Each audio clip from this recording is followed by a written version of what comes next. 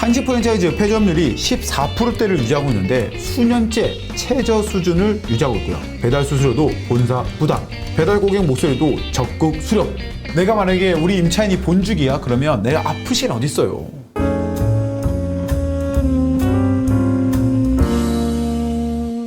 오늘의 주제입니다. 오늘의 주제는 상가입니다. 제가 최근에 근린상가를 말 많이 안 해가지고 우리 동구미들이 근린상가에 대한 감이 떨어질 수 있었을 것 같아서 오랜만에 제가 근린상가를 가지고 왔습니다. 제가 오늘 준비한 근린상가는요 바로 요 녀석입니다. 2021 타경 5482번이고요 서울특별시 강서구 염창 땡땡땡땡 외 염창동에 있는 것이에요. 자, 그런데 여기서 포인트는 뭐냐면 여기 건물 면적은 13평이고 5억 5,600만 원이 감정가고요. 입찰 보증금은 5,560만 원입니다. 여기에 지금 임차인은 본죽입니다. 본죽. 내가 만약에 우리 임차인이 본죽이야 그러면 내가 아플 시간 어딨어요. 아플 것 같으면 죽 먹으면 되잖아 그냥. 그죠? 임차인은 2016년 3월 달에 사업자 등록이 되어 있고 보증금 3,000에 월 180만 원. 배당요구 종기일이 2021년 12월 27일인데 배당 요구는 2021년 12월 24일 하시기 때문에 대항력 있는 임차인입니다. 자, 여기는 프랜차이즈 상가입니다. 나의 임차인이 프랜차이즈 임차인이라며 그것도 아주 정통적인 본죽이라 그러면 우리 어떨까요? 한 번도 상상해 본 적이 없어. 내가 본죽을 먹는데 이게 이 건물이 내 거야. 좋은가요? 나의 임차인이 본죽이라면 좋은가요? 죽이 죽 들어가죠. 본죽이라면 좋은 것도 있는데요. 이 본죽이 더 좋은 게 뭔지 아세요? 본죽이 좋은 이유는 바로 요겁니다. 가맹점이 최우선, 폐점률 1%, 폐점하지 않는 거. 프랜차이즈에서 제일 중요한 거는 폐점률이 낮은 거예요. 그런데 폐점률이 1%래요. 우와! 한식 프랜차이즈 폐점률이 14%대를 유지하고 있는데 수년째 최저 수준을 유지하고 있고요. 본사와 가맹점주의 협의체로 소통, 코로나 땐 배달 수수료도 본사 부담, 배달 고객 목소리도 적극 수렴이라고 해서 본죽이 굉장히 좋은 프랜차이즈 중에 하나입니다. 자, 이렇다면은 무슨 말이죠? 임차인이 굉장히 안전하게 있을 수 있다는 거예요. 이 물건 한번 관심을 가져볼 만한가요? 자, 그래서 이 물건을 보니까 분양평수로 보니까는 28평, 평당 1,985만 원. 전용평수로 따지니까 평당 4,120만 원. 요즘에 분양하면은 뭐 3,000, 4,000 이렇게 분양하죠. 근데 여기는 분양가가 2천만 원도 안 해요. 자, 그러면 이곳의 위치가 어디 되느냐? 바로 여기입니다. 염창동점. 그리고 여기 보니까 리뷰도 많아. 작지 않아. 본죽 같은 경우에는 가서도 먹는 사람이 많지만은 배달을 시켜서도 많이 먹죠. 그러다 보니까 여기가 한 요 정도의 배우 세대를 먹겠네요. 그리고 여기서는 한 요 정도 먹겠죠. 이렇게 될 거 아니에요. 그럼 여기서는 요 정도 먹는 거고, 여기서는 요 정도 먹을 거고, 여기서는 또 요 정도 먹을 거고, 그리고 이분이 언제부터 있었지? 로드뷰를 보니까 본죽이라 보이죠? 본죽 보이는데 2016년도에 계셨었네요. 2015년도에 있었네요. 2015년도에 있었어요. 2010년도에도 있었습니다. 여기는 지금 10년 동안 이 자리를 지킨 본죽이라는 거예요. 10년 동안 이 자리를 지켰다는 것은 그래도 매출이라든지 그리고 단골 고객도 굉장히 많다라고 생각할 수 있다는 거죠. 그래서 이런 부분에 대해서는 긍정적인 곳이다 라는 게 있습니다. 그러면 우리 본죽은 언제 제일 많이 먹죠? 죽 같은 경우에는 우리가 병원 다니면 많이 먹잖아요. 병원. 여기 이렇게 있다. 그 다음에 소아과, 내과도 있고요. 가정의학과도 있습니다. 그래서 이렇게 병원이 있다 보니까 병원에서 진료받고 내려오다 보면 왠지 죽 하나 먹어야겠죠.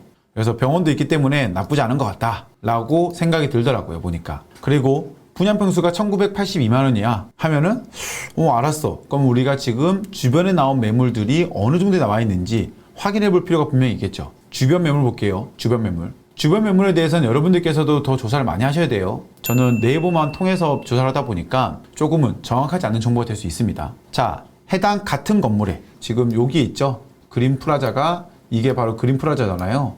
물건지가 여기 있고 2층이고 매매 가격이 7억입니다. 2층인데 754만 원이에요. 그래서 여기를 매물 설명서를 보니까요. 현재 임대 수익이 3천에 250만 원이라고 합니다. 자, 그러면 여기는 분양평수 92.8평, 평당 754만 원이고 전용평수 평당 1,490만 원이고요. 월세는 3천에 250만 원. 수익률은 4.4%에 나와 있는 거예요. 자, 그러면 우린 보면 되겠죠. 2층이 과연 4.4% 또는 4.5%의 매각이 되는지 안 되는지, 이 매각가가 우리 1층한테 얼마만큼 미칠 수 있을지. 예를 들어서 이 상가가 4.4%에 정말 매각이 됐어. 그러면 우리 지금 나와 있는 1층 상가는 4.4%보다 더 좋은 금액에 매각이 될 수 있겠죠. 자, 그리고 우리 물건도 여기 있는데 건너오면 되는 상가, 여기 있는 상가가 일반 매매로 나와 있더라고요. 이게 얼마냐? 매매가는 8억 4천이고요. 분양평수는 18평이에요. 평당 4,636만 원. 야, 잠깐만 있어 봐봐. 여기가 좋아요? 여기가 좋아요? 근데 여기는 지금 평당 4,600만 원? 여기는 평당 2천만 원 아래. 이야, 이거 잠깐만 있어 봐봐. 이거 좋은 건가? 전년 평수당 9,300만 원. 오, 뭐야? 9,300만 원? 자, 이렇게 하면 좋은가요? 어때요? 아까 전에 우리 봤던 거는 전년 평수당 4,100만 원이고 분양 평수는 1,950만 원이에요. 그러면 이게 아무리 신축이라고 하지만 차이가 좀 많이 나는 것 같지 않아요? 그리고 상권 자체가 지금 어디가 더 좋은가요? 이런 걸 따져봐야겠죠. 이 상가가 그 전에 나와 있었던 그 신축에 대비해서 어느 정도에 받을 수 있을지에 대해서 고민해봐야겠죠. 자, 그렇게 하면은 우리가 생각할 수 있죠. 생각보다 저렴한데? 왜냐면 평당 그래도 반대쪽보다는 2천만 원 정도 차이 나니까. 자, 그러면 지금 해당 나온 상가를 보면은 감정가가 5억 5,600만 원, 월세가 180만 원, 근데 수익률이 4.1%예요. 아까 전에 봤을 때 2층이 4.4% 나와 있잖아요. 그럼 여기가 4.1%다 그러면 그게 크게 높은 금액은 아닌 것 같아. 그럼 또 이러죠, 저한테. 족자, 뭐 어떡하라고 그래서. 하란 말이야? 말란 말이야? 왜 이렇게 빙빙 둘러서 말해? 라고 하잖아요. 그런 이유는 여러 가지 이유가 있습니다. 현장에 가서 지금 이 상가가 어느 정도의 매각이 되는지, 그리고 임차인을 만나봤을 때에는 이 임차인에 대한 성향이 어떻게 될지, 그리고 이 건물에 대해서 1층 같은 경우에 권리금이 어느 정도 있을지에 대해서 한번 조사가 되면은 이런 것에 대해서 많이 망설이지 않을 건데요. 그게 안 돼 있으면 이렇게 망설일 수밖에 없어요. 그래서 저는 손품을 팔 수 있는 거는 최대한 팔아보고 꼭 현장을 나가봐서 조사를 하셔라 라고 얘기 드립니다. 자, 그렇다면은 현장에 갔을 때 조사 포인트가 뭘까요? 현장에 가서 조사해야 될 포인트 3가지를 알려드리도록 하겠습니다. 첫 번째로는요, 임차인의 재계약의 의지가 있는가 한번 물어보시면 좋을 것 같아요. 그럼 저한테 그럴 수 있죠. 족장님, 임차인한테 가서 그걸 물어보면 너무 실례 아니에요? 맞아요. 실례일 수 있죠. 하지만 이 물건 같은 경우에는 대항력 있는 임차인으로서 모든 보증금을 다 보존이 되는 임차인이기 때문에 가서 물어보셔도 될 것 같습니다. 무례하다, 그리고 이분에게 실수를 한다라고 하는 것은 어떤 경우죠? 임차인이 보증금도 떼이고 스트레스를 굉장히 많이 받는 상황일 수 있는데, 이 물건 같은 경우에는 임차인분께서 배당 요구를 하셨지만은 다시 또 재계약을 할 수도 있거든요. 그게 무슨 얘기냐면은 대부분의 임차인분들은 경매에 대해서 잘 몰라요.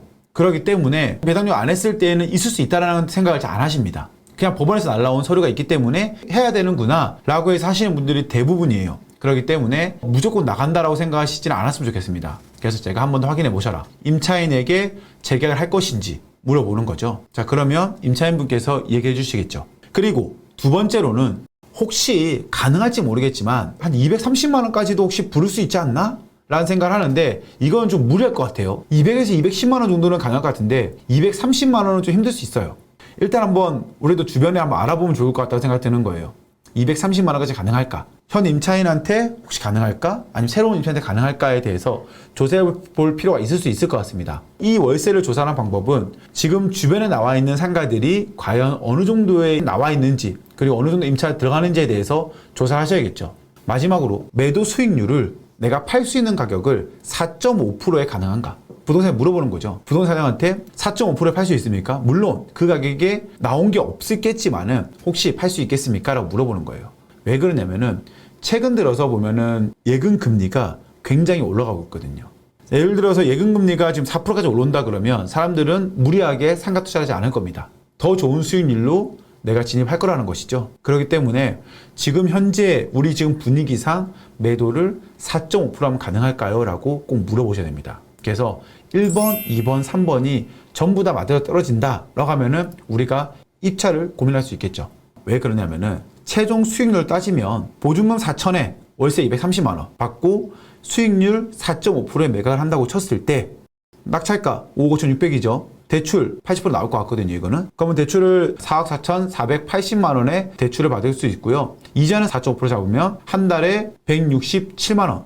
한 달 수익이 230만 원 마이너스 167만 원 하면은 63만 원이죠. 자, 그래도 내가 투자한다 그러면 월세가 63만 원 정도 들어가야겠죠. 그리고 실투자금은 낙찰가 마이너스 대출 마이너스 보증금 하면은 7,120만 원입니다. 시동세 제외한 거고요. 그럼 내가 한 9천만 원, 약 1억 원까지 투자했을 때에는 한 달에 63만 원 정도는 나와야겠죠. 그 정도는 수익이 돼야지만이 우리가 나중에 내가 원하는 가격에 또 매도를 할 수 있겠죠. 그렇기 때문에 저는 월세를 한 230만 원 정도 받아야 되지 않을까라고 생각했던 거고, 230만 원에 4.5%의 수익률은 얼마예요?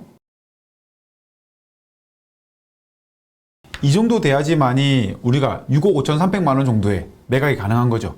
이 정도의 월세를 받아야지만이 6억 5,300에 매각이 가능한 거예요.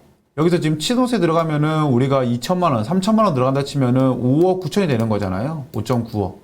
그럼 이제 이래야지만이 우리가 월세도 되는 거고 매매 차익도 되는 거고, 이렇게 해야지만이 우리가 수익이 될 수 있는 물건이 될 것 같다라고 생각이 들어서 이야기 드리는 거예요.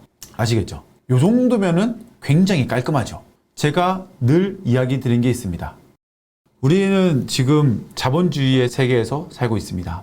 자본주의의 싸움은 빨리 깨닫느냐, 빨리 깨닫지 못하느냐의 싸움이 될 것 같아요. 우리 동교민들도 보면은 돈을 벌고 싶어서 지금 이 영상을 보고 있는 거잖아요. 돈을 버는 방법은 다른 게 아니에요. 다른 사람들이 방심을 하고 있을 때 나는 꾸준하게 움직이고 그것에 대한 깨달음을 얻어야 된다는 거예요. 누군가는 나는 절대 가지 못할 산이야 라고 하지만은 이런 것들을 하는 걸 계속 보잖아요. 그러면 그 사람은 언젠가 할 수밖에 없습니다.